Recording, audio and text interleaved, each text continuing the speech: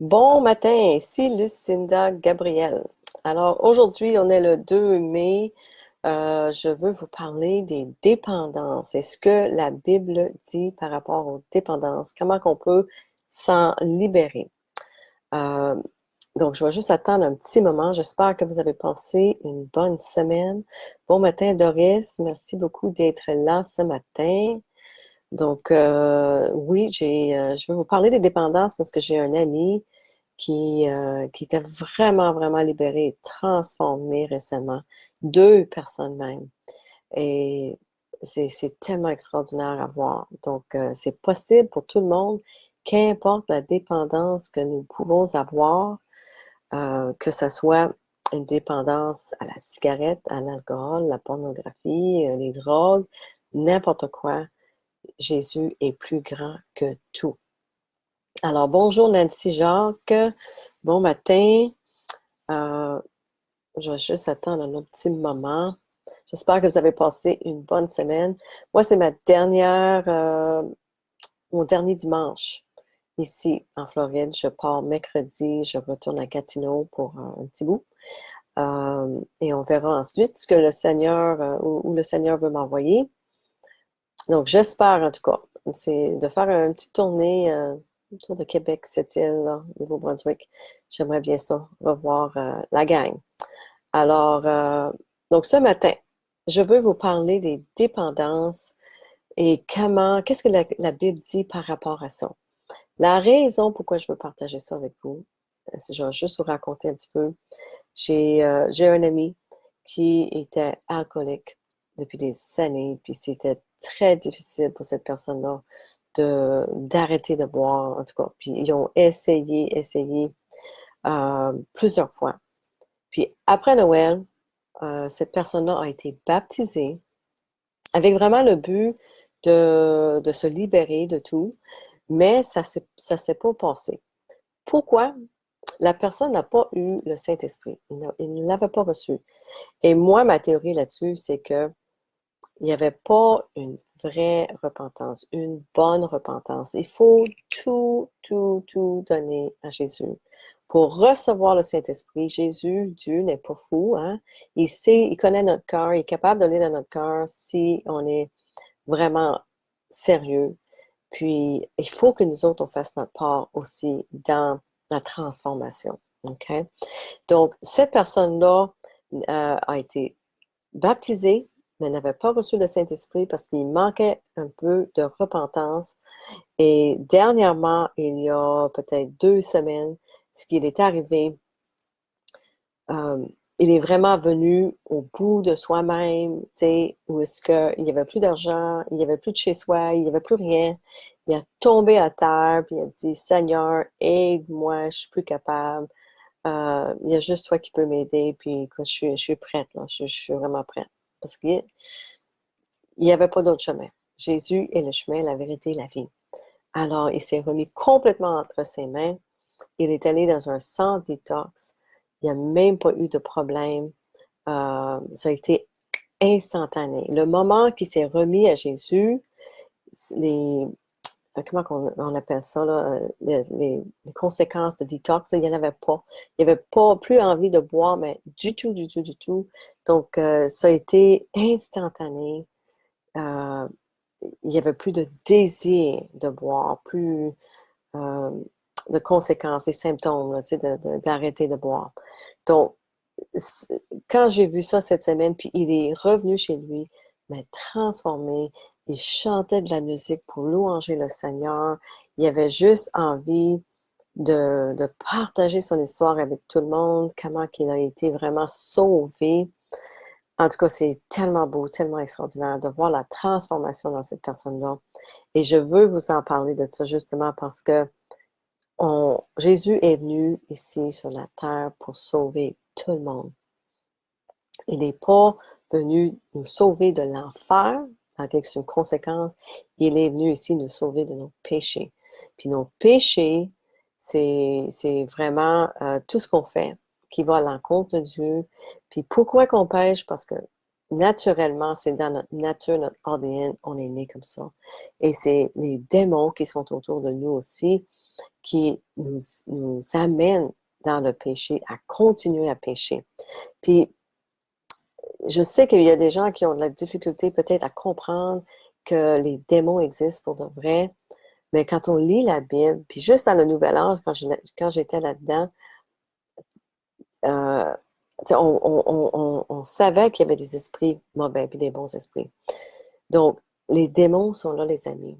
Puis, ils rôdent autour de nous pour essayer de nous entraîner dans tout ce qui est le péché, tout ce que Dieu ne veut pas pour nous. Donc, je vais vous lire un petit peu ce que j'ai trouvé, juste quelques versets pour vous inspirer. Hein. Je ne fais pas des grands messages parce que je veux vous encourager à lire le Nouveau Testament pour vous-même, aller chercher une version qui est simple à lire. Il y en a une qui s'appelle La Parole de vie. Commencez avec l'Évangile selon Matthieu, le début du Nouveau Testament, et continuez à partir de là.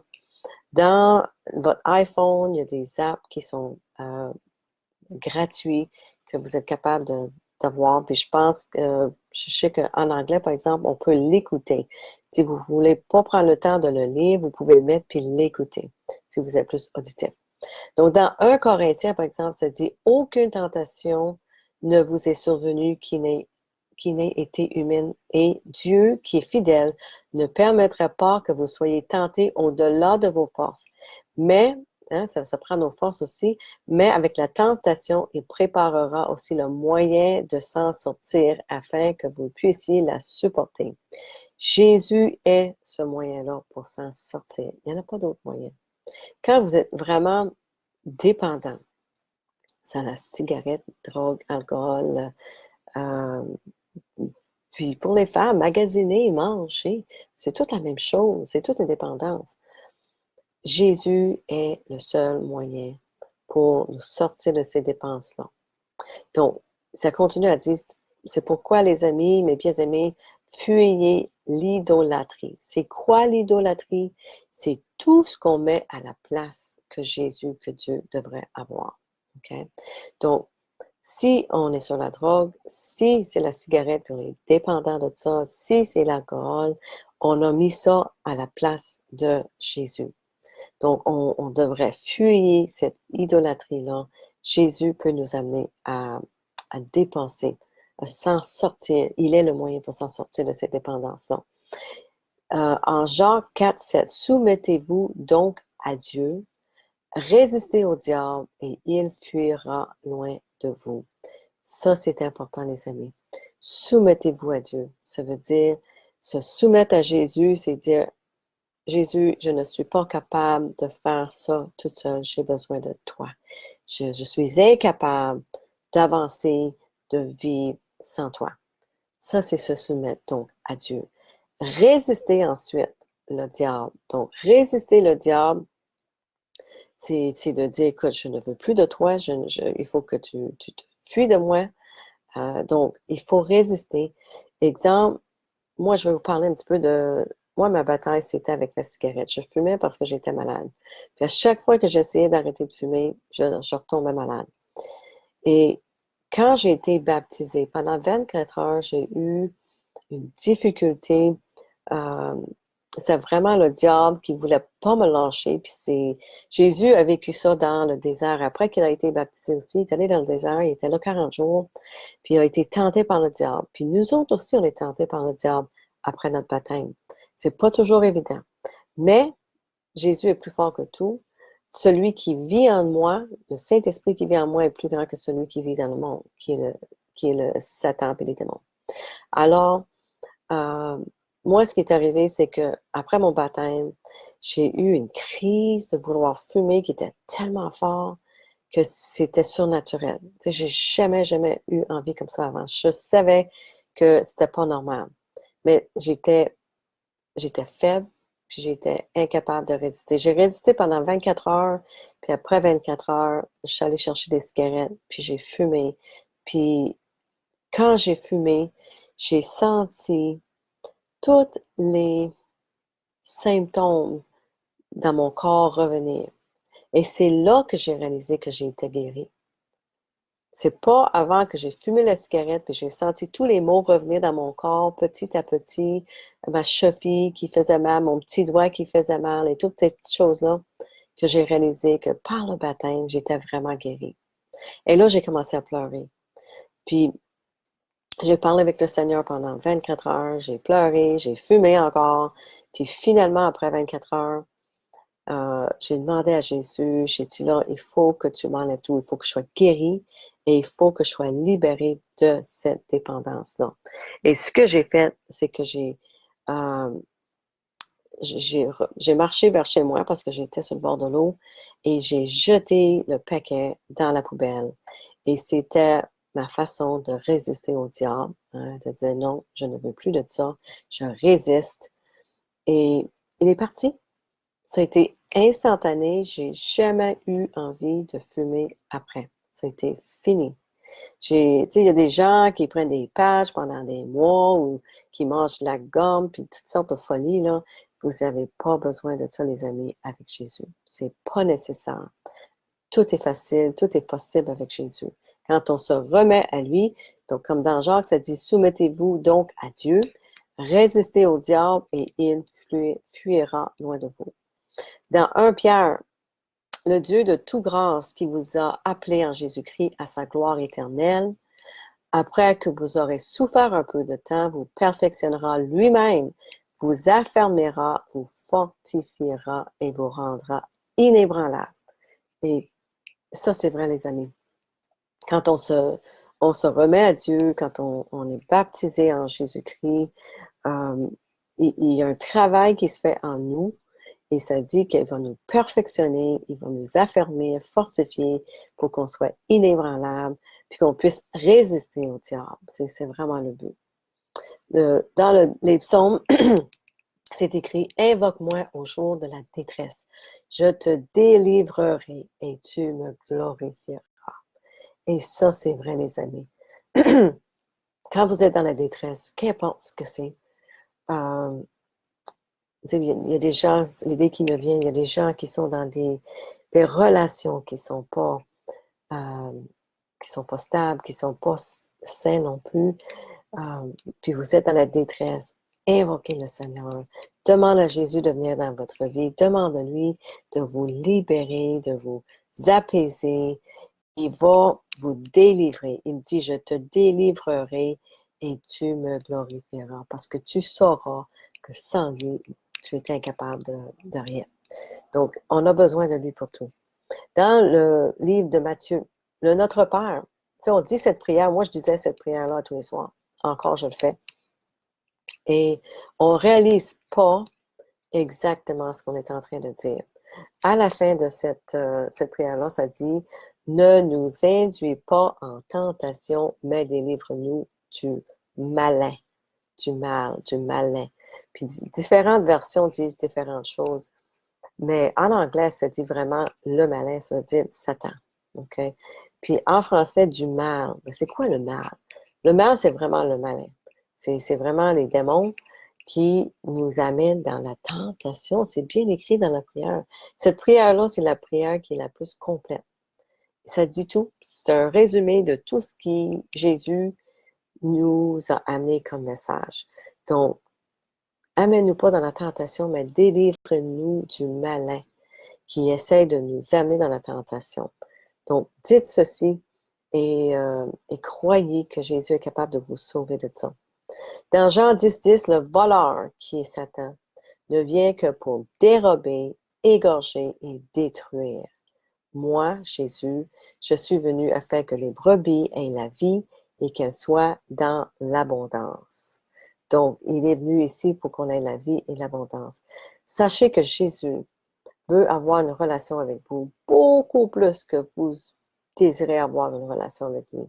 Puis qu'il est avec vous toute votre vie, il marche à côté de vous, puis il attend, il est patient, il veut juste que vous l'invitez dans votre vie. Il veut être votre Dieu, votre mari, votre sauveur.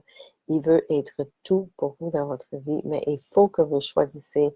Il faut que vous vous remettez entre ses mains, que vous vous soumettez à lui, que vous soyez humble. Donc, les gens qui se mettent humbles devant Jésus, devant Dieu, et se soumettent à lui, vont être glorifiés. Et ceux qui se glorifient vont être humiliés. C'est bien écrit dans la Bible. Donc, moi, en tout cas, je vous encourage fortement, si vous avez des dépendances, cherchez Jésus, invitez-le dans votre cœur, remettez à lui complètement et faites-vous baptiser. Parce que c'est par le fait de croire en lui, de croire en Jésus, qu'on est sauvé, et le baptême nous purifie de nos péchés, et ça nous donne aussi le pouvoir de passer par-dessus, de ne plus pécher après. Donc, ça nous donne, c'est le Saint-Esprit qui nous amène ce pouvoir-là quand on le reçoit dans notre baptême. Donc, je vous encourage, en tout cas, fortement à lire un petit peu là-dessus. Oui, Doris, les effets de sevrage. Merci, là, je viens de voir ton message. Donc, avec Jésus, si vous avez des amis qui sont alcooliques, qui ont des dépendances aux drogues, même la cigarette, la bouffe, n'importe quoi, vous n'avez pas des effets de sevrage quand vous le faites avec Jésus. Si votre cœur est pur et vous êtes vraiment rendu au bout, puis vous vous soumettez à lui complètement, il va tout vous enlever vos effets de sevrage, puis il n'y en aura pas. Donc, je vais juste prendre un petit moment pour vous dire bon matin. Donc, bon matin, Nancy Jacques, Doris Labarre, Caroline Fontaine, Nancy, oui, on se voit bientôt à Gatineau. Moi, je reviens mercredi. Et merci Claire d'être là ce matin. C'est le fun de voir. Liane Jonca, Didier, bon matin Didier. Louisielle Roy à Sept-Îles. Passe une belle semaine aussi, ma belle. Sylvie Caron, Émilie Prévost, Corinne Lejeune, Sophie Lacroix, bon matin, Francine Doyle. Donc, je suis vraiment contente de voir que vous êtes tous là ce matin. Je prie vraiment que le Seigneur se révèle à vous cette semaine, qu'il ouvre vos yeux, vos oreilles, votre cœur pour vous montrer qu'il est là, qu'il existe. Ça me fait penser que dans mon vidéo en anglais, j'avais parlé un petit peu qu'il y a deux royaumes qui existent sur cette terre. Et quand on est dans le royaume de la noirceur, on ne voit pas que le royaume de la lumière existe. OK? Puis à un moment donné, moi, j'étais au Danemark au mois de septembre, un vendredi soir, la première semaine que j'étais là, et j'étais assis et j'ai comme eu la réalisation que le Seigneur est venu me chercher dans le monde de la noirceur et il m'a comme mis dans le monde de la lumière. Et j'étais assis et je regardais autour de moi et j'avais comme la réalisation que j'étais vraiment dans une autre dimension. Ces deux dimensions, les amis, coexistent sur la Terre présentement. Il y a la noirceur et il y a la lumière. Quand on est dans la lumière, on est capable de voir le monde de la noirceur parce qu'on vient de là. On sait sans aucun doute que Jésus nous a sauvés de ce monde-là, qui est le monde de Satan. Mais quand on est dans le monde de Satan, on ne le sait pas et on est trompé et on ne peut pas voir le monde de la lumière. Tant qu'on n'est pas baptisé au nom de Jésus-Christ, puis qu'on on ne s'est pas remis à lui complètement, on ne peut pas être dans ce monde. C'est extraordinaire. Puis il y a seulement à travers la croyance en Jésus et le baptême qu'on fait cette transition-là avec Jésus-Christ dans le monde de la lumière. C'est vraiment extraordinaire. Donc, je vous invite à réfléchir là-dessus et je vous invite aussi à faire une petite lecture dans le livre des Romains, chapitre 6. Romains, chapitre 6, pour comprendre c'est quoi le baptême, qu'est-ce qui se passe avec le baptême, comment ça peut me servir, comment Dieu me transforme à travers le baptême. Donc, Romains, chapitre 6, pour comprendre un petit peu plus comment on est libéré de nos péchés et comment on est donné le pouvoir de mettre à côté les dépendances, de surmonter les dépendances avec Jésus-Christ. Donc, c'est ça mon message cette semaine. J'espère que vous avez apprécié, que ça vous parle. Si vous avez des amis qui ont des problèmes avec l'alcool ou n'importe quoi, n'importe quelle dépendance, partagez cette vidéo-là avec eux. S'il y a quelqu'un parmi vous qui veut plus d'informations, qui veut de la prière, qui veut rencontrer quelqu'un pour leur baptiser ou pour leur parler un petit peu plus en profondeur de Jésus, écrivez-moi. J'ai beaucoup de connexions partout. Québec, Montréal, Sept-Îles, Moncton, Gatineau, donc partout au Canada, partout en France, Suisse, n'importe où. Donc, il y a des chrétiens partout dans le monde qui sont prêts et disponibles pour vous aider aussi à traverser dans le monde de la lumière avec eux. Donc, je vous souhaite une merveilleuse semaine.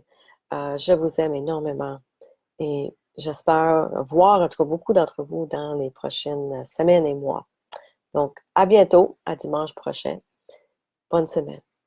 Bye bye.